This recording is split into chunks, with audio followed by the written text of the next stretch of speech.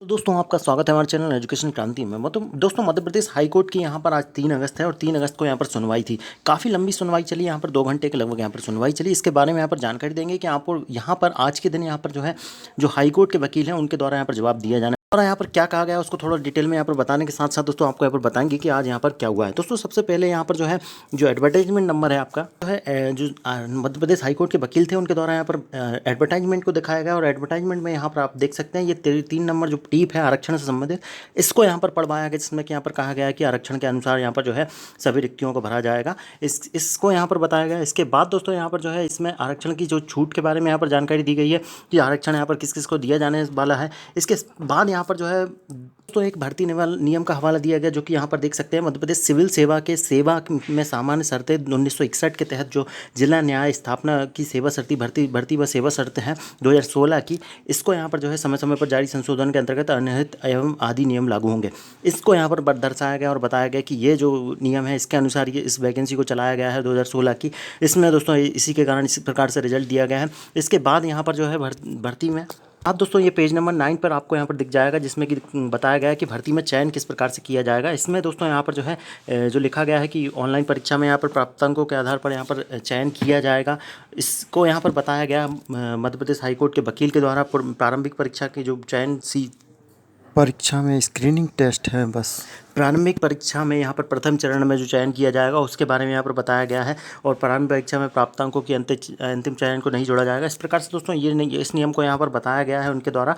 साथ ही साथ दोस्तों यहाँ पर आप देखेंगे उसके बाद इनके द्वारा जो पेज नंबर 10 पर यहाँ पर है जिसमें कि दोस्तों यहाँ पर प्रारंभिक परीक्षा के परिणाम के बारे में बोला गया है। इसको यहाँ पर दर्शाया गया जिसमें कि दोस्तों आप यहाँ पर देख सकते हैं ऑब्जेक्शन लगा सकते हैं 7 दिन के अंतर्गत। इसके बाद यहाँ पर जो है ये जो नियम है आपका 2 नंबर जो नियम है इसमें दोस्तों यहाँ पर कहा गया है कि जो अभ्यर्थी हैं उसके परिणाम के आधार पर मेरिट के आधार पर बनाई जाएगी तथा प्रत्येक श्रेणी के 1/3 गुना यहाँ पर विद्यार्थियों को अनुपात में बुलाया जाएगा एवं मुख्य परीक्षा के लिए यहाँ पर न्यूनतम अधिकतम एवं सफल किया जाएगा एवं समान अंक वाले अभ्यर्थी को सफल घोषित किया जाएगा। और न्यूनतम अंक जो होगा पिछड़ा वर्ग का यहाँ पर 45% और यहाँ पर 40% अनुसूचित जाति जनजाति का। इस प्रकार से दोस्तों यहाँ पर बात कही गई आरक्षण की और चयन की। इसके बाद दोस्तों यहाँ पर जो है स्क्रीनिंग में आरक्षण की बात की गई। इसके बाद दोस्तों यहाँ पर जो जानकारी दी गई उसमें दोस्तों यहाँ पर कहा गया है कि जो परीक्षा का वो पैटर्न होता है उसमें दोस्तों प्री मेंस और यहाँ पर जो है प्री मेंस होता है। इसके बाद डॉक्यूमेंट वेरिफिकेशन होता है। इसमें दोस्तों इनके द्वारा कहा गया है कि जो प्री होता है वो एक स्क्रीनिंग टेस्ट होता है। स्क्रीनिंग टेस्ट में यहाँ पर जो है आरक्षणों का लाभ नहीं दिया जाता है, इस प्रकार से इनके द्वारा कहा गया।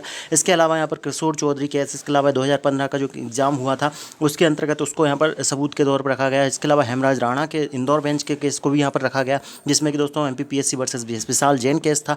इसके अलावा यहाँ पर एक और पिटिशनर थे जो कि सिलेक्टेड कैंडिडेट के तरफ से यहाँ पर जो है एक वकील थे, उनके द्वारा भी यहाँ पर जो है एक और छतर सिंह वर्सेस यहाँ पर जो है राजस्थान सरकार का यहाँ पर केस रखा गया। उसके बाद दोस्तों यहाँ पर जो है एडवर्टाइजमेंट में यहाँ पर पेज नंबर 11 को भी यहाँ पर बताया गया हम में जो इस प्रकार सेलेक्ट किया जाना है उसी को दोबारा से यहाँ पर बताया गया। इसके अलावा यहाँ पर जो है PWD कैंडिडेट के लिए जज ने यहाँ पर पूछा कि यहाँ पर जो है PWD कैंडिडेट जो हैं उनको यहाँ पर जो है सिर्फ और सिर्फ 30 क्यों सेलेक्ट किया गया, 75 हैं, इनका 3 गुना यहाँ पर होना चाहिए था। लेकिन इसके बारे में भी इनके द्वारा कहा गया तो इसमें कहा गया कि सिर्फ और सिर्फ वर्टिकल आरक्षण ही मिलेगा, हॉरिजॉन्टल यहाँ पर नहीं मिलेगा। ऐसा इनका नियम में इनके रूल में 2016 के में ऐसा लिखा हुआ है। इसके अलावा यहाँ पर बात कहा गया कि इंदिरा साहिनी और जितने भी केस का हवाला यहाँ पर जो पिटिशनर के द्वारा कहा जा रहा है वो सारे के सारे यहाँ पर जो है फाइनल स्टेज के लिए यहाँ पर रिजल्ट रहा है, उनमें जो फाइनल स्टेज में उनका जजमेंट आया है, इस प्रकार से कहा गया। उसके बाद दोस्तों यहाँ पर जो है PWD कैंडिडेट के यहाँ पर जो है PWD कैंडिडेट के पिटिशनर के वकील ने के द्वारा यहाँ पर चर्चा की गई। उनके द्वारा यहाँ पर कहा गया कि जो पोस्ट है उसमें दोस्तों यहाँ पर जो है मिनिमम मार्क्स कहा गया है कि मिनिमम मार्क्स यदि कोई कैंडिडेट ले आता है तो दोस्तों उसको यहाँ पर जो है मेरिट में चांस मिलना चाहिए। और साथ साथ ये भी कहा गया कि कोई है निःशक्त कैंडिडेट की जो नियमावली है उसमें बताया गया कि यदि दिव्यांग कैंडिडेट नहीं मिलता है तो उन वैकेंसी को यहाँ पर मर्ज किया जाता है जनरल में, जबकि यहाँ पर जो है दिव्यांग कैंडिडेट मौजूद है जो कि कट ऑफ के नीचे ही बैठा है और साथ साथ न्यूनतम अंक से ज़्यादा अंक इसने लेके आया है। इस प्रकार से दोस्तों यहाँ पर इनकी दलील रखी गई। उसके बाद दोस्तों यहाँ पर जो है दोबारा से इनकी दोबारा से हाई कोर्ट के वकील ने यहाँ पर दलील रखी। उसके बाद दोस्तों यहाँ पर जो है पिटिशनर के तरफ से जो है साहा वकील जी हैं उनके द्वारा यहाँ पर जवाब रखा गया और उसमें दोस्तों यहाँ पर कहा गया सीधे तौर पर कि जो वैकेंसी है उसमें दोस्तों यहाँ पर SC होता है, ST होता है और OBC होता है, इसके अलावा EWS होता है। तो ये सारी की सारी यहाँ पर कैटेगरियाँ हैं जो कि कास्ट या फिर गरीबी के हिसाब से यहाँ पर बनाई गई है। इन कैटेगरियों में दोस्तों यहाँ पर जो है ये कैटेगरियाँ हैं और इस कैटेगरी के अंदर यहाँ पर रिजर्व किया जाता है इनको, अर्थात इनको आगे बढ़ाने के लिए संविधान में इनको आगे बढ़ाने के लिए यहाँ पर मौका दिया गया है। और इसी के कारण से यहाँ पर जो है इनको यहाँ पर जो है इनकी कैटेगरी में OBC में कोई SC कैंडिडेट नहीं आ सकता, OBC में कोई ST कैंडिडेट नहीं आ सकता। उसी प्रकार से हर कैटेगरी में अपना अपना व्यक्ति होता है। उसी प्रकार से इनके द्वारा कहा गया कि जो UR है, जो अनरिजर्व्ड है वो कोई कैटेगरी नहीं है। उसमें दोस्तों यहाँ पर क्या यहाँ पर जो रिजल्ट की दिया जा रहा है उसमें क्या यहाँ पर इस अनरिजर्व्ड में इसे U हटा के यहाँ पर सिर्फ रिजर्व कर दिया जा रहा है, जो कि UR के कैंडिडेट के लिए। इस प्रकार से यहाँ पर सवाल किया गया क्योंकि ये जो अनरिजर्व है ये कोई कैटेगरी नहीं है, इनको कभी आगे बढ़ाने के लिए कोई आरक्षण नहीं दिया गया है।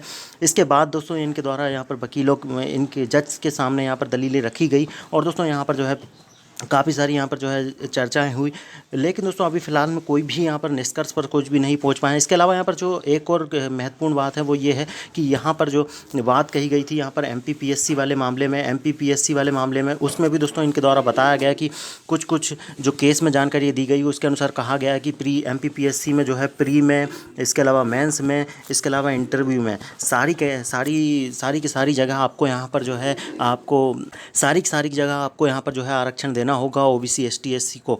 तो इस प्रकार से दोस्तों इसमें कहा गया कि MPPSC में यदि लागू हो रहा है तो दोस्तों यहाँ पर जो है हाई कोर्ट में भी लागू होना चाहिए। और ये दोस्तों इसमें एक चीज़ और यहाँ पर साहर जी के द्वारा कही गई कि यहाँ पर यदि UR कैटेगरी या यदि आपका स्क्रीनिंग टेस्ट है तो स्क्रीनिंग टेस्ट में यदि UR कैटेगरी है और UR कैटेगरी में सिर्फ UR के कैंडिडेट यहाँ पर आएंगे और OBC में OBC के, SC में SC के और ST में SC के, तो यहाँ पर यदि आप प्री स्क्रीनिंग में ही आप कैंडिडेट को रोक देंगे तो आगे आप यहाँ पर जो है मेंस में सिर्फ किसका टेस्ट कराएंगे, सिर्फ OBC में जो कैंडिडेट आया, SC में आया, ST में आया। इसके अलावा जो अनरिजर्व्ड के कैंडिडेट है वो यहाँ पर रिजर्व हो जाते हैं, उनको यहाँ पर जो है 50% का आरक्षण या 60% का आरक्षण यहाँ पर मिल जाता है इस पोस्ट के लिए और यही कैंडिडेट मेंस के लिए जाएंगे। इसका मतलब ये हुआ कि यहाँ पर सबसे ज़्यादा मौका अनरिजर्व को दिया जा रहा है क्योंकि वैकेंसियाँ भी अनरिजर्व में ज़्यादा होती है और साथ साथ दोस्तों यहाँ पर जो है इस प्रकार से अनरिजर्व के लिए ये प्री में ही यदि आप ब्लॉक कर दोगे, रोक दोगे तो दोस्तों ये मेंस में नहीं जाएंगे और मेंस में नहीं जाएंगे तो इंटरव्यू तक नहीं जाएंगे। ऐसे में दोस्तों कम से कम इसका एक और कारण ये भी है कि यहाँ पर अनरिजर्व में वैकेंसियाँ सबसे ज़्यादा होती है। मान लीजिए यहाँ पर 100 वैकेंसियाँ है और OBC में मान लीजिए कुछ 27 है, इसके अलावा यहाँ पर ST में मान लीजिए कुछ 20 है, इसके अलावा SC में मान लीजिए कुछ 14 है। इस प्रकार से यदि वैकेंसी है तो दोस्तों यहाँ पर जो है यदि 100 का 3 गुना करेंगे तो आप यहाँ पर 300 हो जाता है, जो कि सबसे ज़्यादा है। बाकी इनके 3 गुना आप करते भी हैं तो बहुत कम कैंडिडेट निकल कर आते हैं। इस प्रकार से यहाँ पर ये भी कहा गया कि जो ST SC को है उनको यहाँ पर जो है बढ़ावा देने के बजाय हम यहाँ पर जो है उनको रोक रहे हैं आगे बढ़ने से। और साथ ही साथ ये भी कहा गया कि अनरिजर्व कैटेगरी को यहाँ पर बढ़ावा मिल रहा है, रिजर्व किया जा रहा है, उनको आरक्षित किया जा रहा है। इस प्रकार से यहाँ पर ये कहा गया। इसके अलावा यहाँ पर जो है टाइम हो गया था, यहाँ पर लगभग 4:30 के लगभग यहाँ पर टाइम हो गया था यहाँ पर। इस कारण से दोस्तों ये सुनवाई काफ़ी लंबी चली है। और दोस्तों अभी फ़िलहाल में आप कमेंट में ऐसा कुछ भी नहीं कहिएगा कि यहाँ पर जो है कोई निर्णय पे पहुँचा है। जब तक यहाँ पर जो है जज साहब यहाँ पर कोई भी निर्णय पे नहीं पहुँच सकते हैं तब तक यहाँ पर जो है अभी कुछ भी नहीं कहा जा सकता कि यहाँ पर रिवाइज रिजल्ट आएगा या यहाँ पर जो है पुराने रिजल्ट को ही रखा जाएगा। बाकी हाँ, दोनों पक्षों ने अपने अपने तथ्य रखे हैं और अपने अपने तर्क पर यहाँ पर बात की गई है। तो दोस्तों आज के लिए इतना ही था। अब देखते हैं कल क्या होता है, आपको यहाँ पर अपडेट देंगे। बाकी दोस्तों वीडियो अच्छा लगा तो लाइक कीजिएगा। धन्यवाद, जय हिंद।